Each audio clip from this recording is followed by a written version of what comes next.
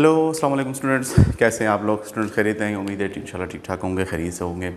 Students exams के दिन चल रहे हैं और मोस्टली स्टूडेंट्स पूरे साल काफ़ी बहुत ज़्यादा मेहनत करने के बाद, बहुत ज़्यादा हार्ड वर्क करने के बाद एक एवरेज स्टूडेंट से या बहुत सारे स्टूडेंट से पीछे रह जाते हैं नंबरिंग के हवाले से। यानी पेपर में उनके उतने अच्छे मार्क्स नहीं आते जितने की उनकी हार्ड वर्क होती है। अब बहुत सारे स्टूडेंट्स के बारे में सोचते रहते हैं, गिला करते हैं कि ये निज़ाम ठीक नहीं है, सिस्टम ठीक नहीं है, टीचर्स ने ये किया है, करप्शन है, ये और वो है। लेकिन कुछ ऐसे ट्रिक्स हैं, कुछ ऐसे मेथड्स हैं जिसको आप यूज़ करके आप बहुत ही बेहतरीन और जो आप मार्क्स आप चाहते हैं इंशाल्लाह वही आपके आ सकते हैं स्टूडेंट्स। तो ऐसे ही कुछ ट्रिक्स और ऐसे ही मेथड्स मैं आपके लिए लेकर आया हूँ। और चूँकि ख़ुद एज ए टीचर और as a examiner mostly papers हम मार्क्स करते रहते हैं, तो जिन स्टूडेंट्स के ये क्वालिटीज़ उसके पेपर्स के अंदर हमें दिखने को मिलते हैं तो हम उनको ज़्यादा बेस्ट स्कोरिंग उनकी कर रहे होते हैं। अब इसके मुतालिक जो नफ्सियात है, जो साइकी है, उसके मुतालिक अगर आपने ये लेक्चर अपने बेहतरीन तरीके से इसको पूरा देखा तो इंशाल्लाह एग्ज़ामिनेशन के अंदर आपको फुल मार्क्स लेने से कोई भी रोक नहीं सकता।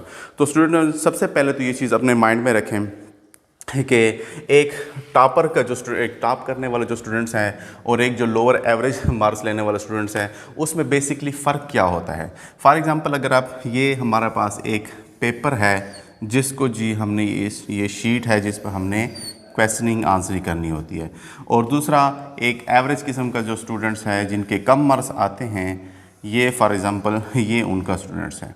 ये दो पेपर हम लेते हैं, एक टॉपर वाला और एक लोअर नंबर वाला। स्टूडेंट्स बहुत ही काम का लेक्चर है और इसको आप लाजमी एंड तक देखें। इंशाल्लाह जैसे जैसे ये एग्ज़ाम के दिन है ये चीज़ ना क्लास में सिखाई जाती है ना कहीं आपको देखने को मिलती है। मोस्टली स्टूडेंट्स ये मेथड्स, ये ट्रिक्स ना होने की वजह से बहुत ज़्यादा हार्ड वर्क करने के बावजूद भी वो उतने अच्छे मार्क्स नहीं ले पाते। तो अगर आपने ये सारे ट्रिक्स या ये सारे मेथड्स किए तो इंशाल्लाह 100% चांस है कि आप सक्सेसफुल रहेंगे। तो स्टूडेंट्स ये फॉर एग्ज़ाम्पल हमारे पास उस टॉपर का पेपर है और ये फॉर एग्ज़ाम्पल हमारे पास जो लोअर या एवरेज जो है स्टूडेंट्स हमारे पास नंबर ले पाते हैं स्टूडेंट्स, मोस्टली उनका ये पेपर है। तो अब करना क्या है, सबसे पहले तो स्टूडेंट्स आपने पेपर को बहुत ही नीट एंड क्लीन रखना होता है। नीट एंड क्लीन, बिल्कुल साफ़ सुथरा, उस पर किसी किस्म की इंक्स वगैरह ना गिरी गई हो, बिल्कुल आपने उसको फोल्ड ना किया कर रखा हो और बहुत सारी मतलब उसके ऊपर जो लाइन आप करके उसको आप ख़राब कर देते हैं, ऐसा ना हो। तो नीट एंड क्लीन सबसे पहले आपने इन चीज़ों को, पेपर को अपना करना होता है। टॉपर का जो मोस्टली पेपर होता है वो मोस्टली उनका नीट एंड क्लीन होता है। जैसे आप कोई प्रेजेंटेशन देते हैं, जैसे कोई भी चीज़ आप प्रेजेंट्स करते हैं, रेस्टोरेंट्स के अंदर अगर आप देखें खाने वगैरह जो भी चीज़ें प्रेजेंट करती हैं तो उनका कैसे होते हैं, दूसरे को इम्प्रेस कर देते हैं। ऐसी नीट्स एंड क्लीननेस होती है उनकी चीज़ों में कि दूसरा इम्प्रेस हो जाता है। आपने भी एग्जामिनर को ऐसे ही इम्प्रेस करना होता है स्टूडेंट्स। तो टॉपर जो है वो एक पेपर को तो मोस्टली वो नीट एंड क्लीन रखता है। सेकेंड नंबर पर स्टूडेंट्स हमारे पास उनके प्रॉपर हेडिंग्स डालने होते हैं। आपने जो भी क्वेश्चन अटैम्प्ट करना है उसके आपने क्या करना है, प्रॉपर हेडिंग्स डालनी है स्टूडेंट्स। क्या करनी है, हेडिंग्स डालनी होती है और प्रॉपर हेडिंग डालनी है। प्रॉपर हेडिंग का क्या मतलब है स्टूडेंट्स कि आपने एक्स्ट्रा हेडिंग नहीं डालनी कि बस एक हेडिंग डाली और एक दो लाइनें लिखे, फिर हेडिंग डाली, फिर एक दो लाइन लिखे, तो ये पेपर बहुत ज़्यादा ऑकवर्ड सा बन जाता है। प्रॉपर हेडिंग डालनी है, उसको बोल्ड कर देना है और नेक्स्ट फिर आपने उसकी राइटिंग करनी है। नेक्स्ट जो हेडिंग के बाद जो स्टूडेंट्स हमारे पास आते हैं, मोस्टली जो पेपर का जो ये एक अहम उसकी बैकबोन समझ लें कि बहुत सारे पेपर को, पेपर सारा तो आता है बहुत सारे स्टूडेंट्स को, लेकिन वो ऐसे क्वेश्चंस को सिलेक्ट कर पाते हैं जो बहुत ही ज़्यादा लेंथी होते हैं और विद इन वो 3 आवर्स कंप्लीट नहीं हो पाते। और वो कहते हैं कि हमने तो बहुत अच्छा पेपर अटैम्प्ट किया है। वो ना किसी एक क्वेश्चन को लेके उसको तकरीबन 3 घंटे का जो पेपर है वो 1.5 घंटे तक उस एक क्वेश्चन को खींच लेते हैं और 8-10 शीशों उसके ऊपर भर देते हैं। आप ठीक है, उसके आप पूरे नंबर तो ले पाएंगे, लेकिन बाकी के जो फॉर एग्जांपल आपने 5 क्वेश्चन करने हैं, आपने एक क्वेश्चन के ऊपर 1.5 घंटे तक या 1 घंटे तक लगा दिया तो बाकी क्वेश्चन के लिए आपके पास टाइम बहुत कम बच जाएगा। जिसकी वजह से आप ऐसे क्वेश्चंस को सेलेक्ट करें जो विद इन उसी टाइम के अंदर आपके हल हो सकें। तो ये एक बहुत ही ज़्यादा मतलब ये क्रूशियल चीज़ है। बहुत सारे स्टूडेंट ऐसे करते नहीं, वो क्वेश्चन को ऐसे क्वेश्चन सेलेक्ट कर लेते हैं जिसके ऊपर बहुत ज़्यादा टाइम सर्फ होता है। तो आपने ये नहीं करना। क्वेश्चन की सिलेक्शन में आपने बहुत ही ज़्यादा एहतियात रखना है। नेक्स्ट जो चीज़ है स्टूडेंट्स, हमारे पास क्वेश्चन को कोशिश क्या करें कि टू दी पॉइंट लिखा करें। टू दी पॉइंट का मतलब क्या होता है कि यार जो आपसे पूछा गया है ना, आप उसके मुतालिक इन्फॉर्मेशन दें। जैसे फॉर एग्जांपल मैं कहता हूँ कि आपसे एप्पल के बारे में पूछा गया है, तो आप एप्पल के बारे ही चीज़ों को लिखते रहें, ये सारी चीज़ें आप करते रहें जो जिस चीज़ के बारे में आपसे इन्फॉर्मेशन मांगे। अगर आप उसमें दूसरी चीज़ें घुसा देंगे कि जी लेमन भी एक चीज़ होती है और तरबूज भी एक ऐसी चीज़ होती है, ये भी एक फ्रूट है और ये भी है और वो भी है, तो ये आप एक्स्ट्रा में जो चीज़ें डालते हैं ना, ये बहुत ही ज़्यादा बैड इंप्रेशन डालता है। एग्जामिनर के पॉइंट ऑफ व्यू में ही चले जाता है कि यार इसको असल जो क्वेश्चन है वो नहीं सही तरीके से प्रिपेयर्ड नहीं है, इसी वजह से उसने ऐसी ही बोंगियाँ मारी हुई हैं स्टूडेंट्स। तो ये आपने बोंगियाँ वगैरह नहीं मारनी। नेक्स्ट जो चीज़ है कि जैसे ही आपका एक क्वेश्चन कंप्लीट होता है स्टूडेंट्स, जैसे फॉर एग्जांपल आपने एक क्वेश्चन लिखा और वो आपका कंप्लीट हुआ, तो कोशिश करनी है कि नीचे एक प्रॉपर उसकी क्या कर देनी है, उसको आपने अलग कर देना है। ऐसे जी उसकी एक लाइन खींच देनी है कि यार ये क्वेश्चन कंप्लीट हो चुका है। फॉर एग्जांपल आपने ये क्वेश्चन किया, तो कंप्लीट होने के बाद आपने एक ऐसी ब्लू लाइन से, मोस्टली ब्लू मार्कर से एक लाइन को ड्रा कर देना है। तो ये कभी कभी एग्जामिनर ऐसे करते हैं कि बहुत सारे क्वेश्चन स्टूडेंट्स तो स्पीड में ये कर रहे होते हैं, तो होता क्या है कि एग्जामिनर जो है ना, दो क्वेश्चनों को एक क्वेश्चन समझकर उसके फिर एक क्वेश्चन के मार्क्स नहीं मिल पाते और ये सारा पेपर जो है ना फिर ये डिस्टर्ब हो जाता है स्टूडेंट्स कि ये क्या किया, मैंने तो पूरे क्वेश्चन किए थे लेकिन मार्क्स मेरे कम आए। तो अगर आप ये प्रॉपर लाइन डाल देंगे हर क्वेश्चन के बाद, तो उसको ज़रा क्लियर कट हो जाएगा कि जितने क्वेश्चन पूछे गए हैं या जितने क्वेश्चन मांगे गए हैं उसने वो प्रॉपर तरीके से उसको ठीक तरीके से अटैम्प्ट किया स्टूडेंट्स। नेक्स्ट जो है इसी तरह से जो है ना खाली जगह एक अच्छा एक बहुत ज़्यादा इंपॉर्टेंट जो चीज़ है, ये सारी चीज़ें जो मैं यहाँ पे लिख रहा हूँ, ये सारी चीज़ें इस एवरेज स्टूडेंट्स के पास नहीं होती। वो सही तरीके से हेडिंग्स नहीं डाल पाता, सारी चीज़ें वो ऐसे नहीं कर पाता जैसे मैं आपको यहाँ पर टॉपर वाले स्टूडेंट्स के अंदर बता रहा हूँ स्टूडेंट्स। नेक्स्ट जो बहुत ही इंपॉर्टेंट चीज़ मैं आपको बता रहा हूँ कि मोस्टली एवरेज स्टूडेंट्स करते क्या है कि बहुत ज़्यादा लाइनें छोड़ देते हैं। एक दो क्वेश्चन लिखे, दो तीन लाइनें छोड़ के फिर क्वेश्चन शुरू कर दिया और फिर दो तीन लाइनें छोड़ के इस तरह। तो ये अगर आप ये पेपर शीट्स के अंदर अगर आप ऐसा करेंगे तो ये एग्जामिनर को बिल्कुल भी अच्छा नहीं लगता। एक तो पेपर आपका वो और दूसरा ये आप खुद प्रेजेंट कर रहे हैं कि यार ये जस्ट पेपर को जस्ट लेंथ ही प्रोवाइड कर रहे हैं और उसको आता जाता कुछ नहीं है। नेक्स्ट कोशिश क्या करें कि यहाँ पर जो ये आपका पेपर है इसके जो बॉर्डर हैं, ऐसा ना हो कि आपने बस यहीं से शुरू कर दिया यहाँ तक, दरम्यान से यहाँ से भी स्पेस छोड़ दिया है और यहाँ से भी स्पेस छोड़ दिया। मोस्टली करना क्या है कि यार एक साइड पे ना आपने एक ब्लू लाइन से एक ऐसी लाइन को ड्रा कर देना है जिससे आपकी ये एक से साइड कवर हो जाएगी, जिसमें आपने क्वेश्चन के नंबर्स वगैरह आप लिख सकते हैं। तो ये एक ज़बरदस्त किस्म का ये एक पेपर का एक नीट एंड क्लीन पेपर आपका ये हो पाएगा।